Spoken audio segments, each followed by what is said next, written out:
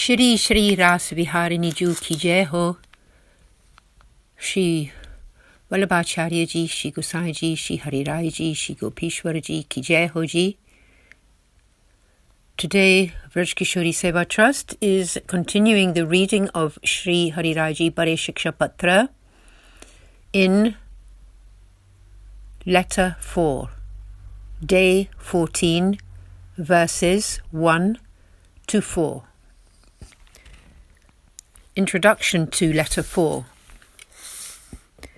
This letter explains in fine detail Sri Krishna's divine attributes and his Vraja pastimes, but most especially his seemingly contradictory qualities and thus the essence of this path of grace. Thus it helps us to understand when his actions seem illogical. It recommends total surrender to his will and always keeping the company of devotees as a way to achieve this understanding.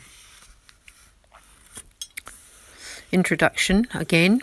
This fourth Shiksha Patra describes moods of contemplation on the Lord. We have already discussed how he will enter your heart when you exchange bad for good association. But Sri Krishna is the abode of contradictory qualities, and you should recognize this form. The description follows. Verse 1. The Lord's divine attributes are not related to anything material and are not separate from his form. This has been described in the Shrutis, Vedas, and the Srimad Bhagavatam. Tika 1.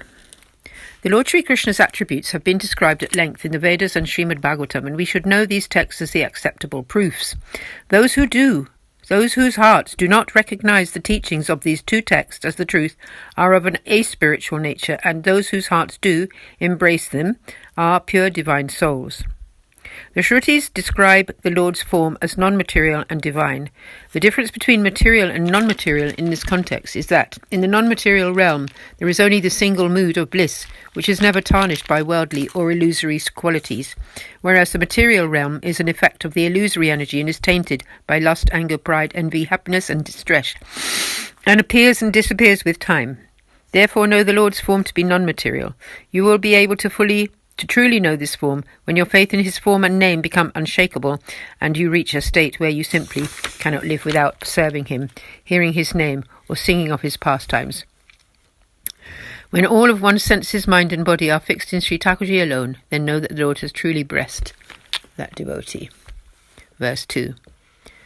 He is the creator as well as the form of all forms. He is described in the Vedas as the principal foundation, omnipresent, and yet comprising all contradictory qualities.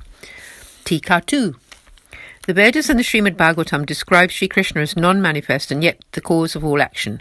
In fact, Sri Thakurji can manifest in whichever form he wishes in order to please his devotee. There is a well-known example of this in Srimad Bhagavatam. When Hiranyakashipu was torturing Prahlad, the Lord became Sri Narasimha, half man, half lion, and slew Hiranyakashipu. Sri Yashodaji loves the Lord as her child, and so he became her child and swings in the cradle for her. The Vraja devotees desire Sri Krishna as their husband, and so he liberated their minds by granting them love. All these pastimes occur simultaneously because Sri Krishna is the basis, root, and foundation of everything and everyone. He is the abode of all powers and can not do or do otherwise. He is all-pervading. Everything consists of Sri Krishna's essence, and he is also separate and self-subsistent. This is the meaning of the abode of all contradictory qualities. He is everything but also completely separate.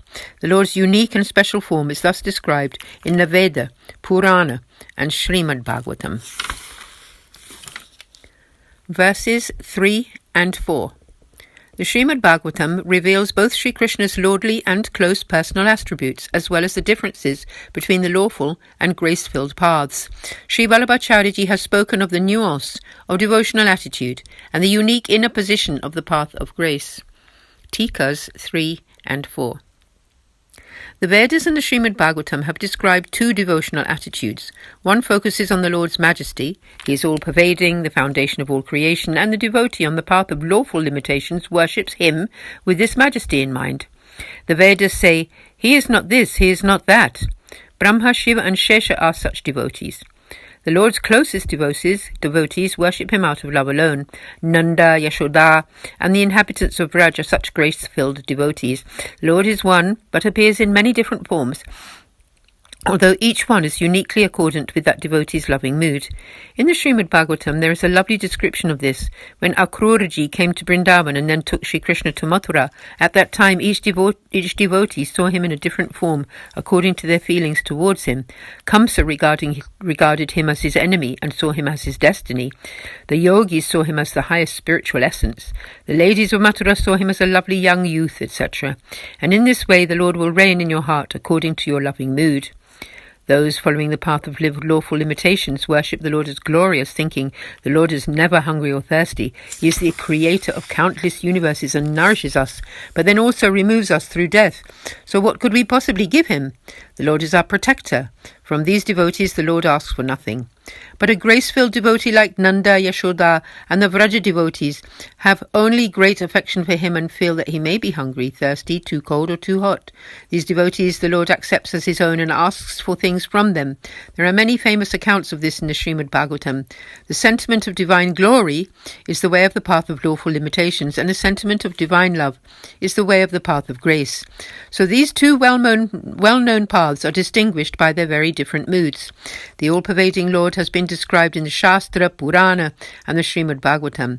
In the Sri Subodhini and other texts, Sri Vallabhacharya has described the Lord as all-pervading, but declared that the highest form of divine sentiment is that of Sri Krishna's intimate, grace-filled devotees.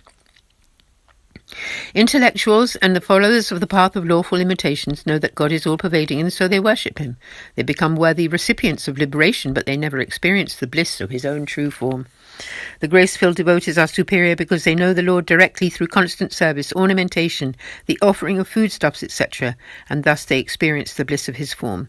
The Lord is never apart from such a devotee, not even for a single second, and herein lies the superiority and specialness of the path of divine loving grace. Pause here then until tomorrow, where we will continue on day 15 with verse 5. आज के आनंद कीजिए, सब वैष्णवों को सादर, सप्रेम, सनंद और सन्नम्र जय श्री कृष्ण। श्री श्री रास विहारिणी जी की जय हो। जय जय श्री राधे। आज के आनंद कीजिए, श्री व्रजधाम की जय, श्री गोवर्धन नाथ जी की जय।